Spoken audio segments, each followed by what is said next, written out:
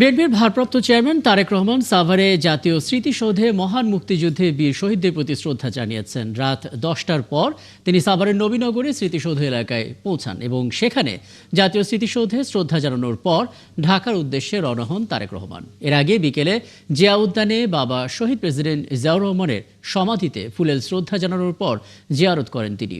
সেখান থেকে সন্ধ্যার কিছু আগে সাভারের উদ্দেশ্যে রওনা হয়ে সাভার পৌঁছান। 25 ডিসেম্বর 17 বছরের বেশি সময় নির্বাসিত জীবন শেষে দেশে ফেরেন বিএনপির এই শীর্ষ নেতা।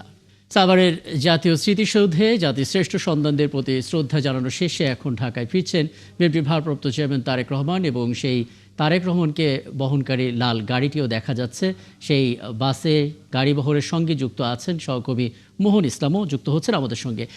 মোহন, 6 ঘন্টারও বেশি সময়ের একটি দীর্ঘ যাত্রা শেষে তারেক রহমানের গাড়িবহরটি গুলশানে নিজ বাসভবনে ফিরছেন। কতদূর এসেছে এখন পর্যন্ত গাড়িটি একটু বলবেন, পাশাপাশি নেতাকর্মীদের উচ্ছ্বাস, সার্বিক চিত্রটা একটা ধারণা আমাদেরকে দেবেন। মোহন।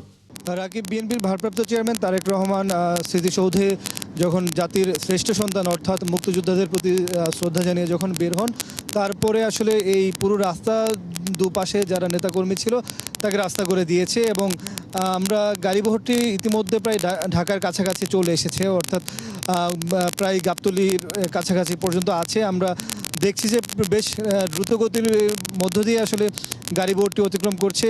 আপনি জানেন যে 6 ঘন্টার মতো বেশি সময় লেগেছে ঢাকা থেকে আসলে সাভারে আসতে। সেই লম্বা জার্নি করে বা আপনার লম্বা যাত্রার পরে কিন্তু তিনি জাতির যে শ্রেষ্ঠ সন্তান তাদের প্রতি শ্রদ্ধা জানান এবং তারপরে তিনি বেরিয়ে যান। এবং এ সময় কিন্তু আমরা দেখেছি যে হাজার হাজার জনতা, হাজার হাজার নেতাকর্মী তাকে আসলে অভিবাদন জানিয়েছে, উচ্ছ্বাস জানিয়েছে, আনন্দ জানিয়েছে, তারা প্রকাশ করেছে।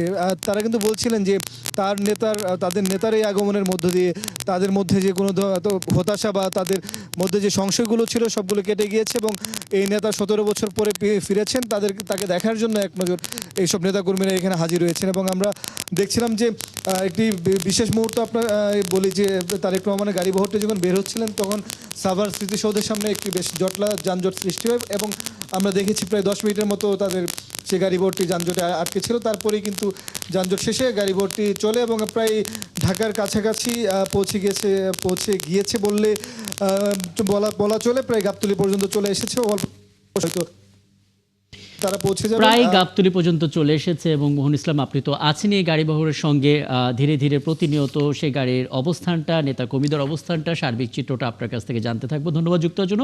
সহকর্মী মোহন ইসলাম আমাদের সঙ্গে যুক্ত হয়েছিলেন।